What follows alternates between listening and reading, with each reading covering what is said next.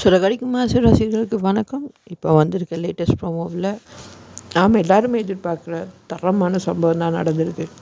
மீனா ரோஹிணி அவங்களோட அப்பாவுக்கு திதி கொடுக்குறத பார்க்குற இடத்துல பெரிய சம்பவமே நடக்குது. அந்த இடத்துல ரோஹிணி அவங்களோட அப்பாவுக்கு திதி கொடுத்துக்கிட்டு இருக்க நேரம் அங்கால இன்னொரு பூசை அவங்க குடும்பத்துக்காக செஞ்சிட்ருக்காங்க. அந்த இடத்துல மீனா கிட்ட சொல்லி போய் தண்ணி எடுத்துகிட்டு வாமான்னு சொல்கிற நேரம் அந்த நேரம் தான் ரோஹிணியை மீனா பார்க்குற இடத்துல ரோஹிணியோட அம்மா இது ஏன் ஒரே பொண்ணு, இது அவன் பையன் கிறிஸ்டின்னு சொல்ல மீனா அப்படியே இடிஞ்சு போன மாதிரி ரோஹிணியை பார்த்துக்கிட்டு இருக்காங்க.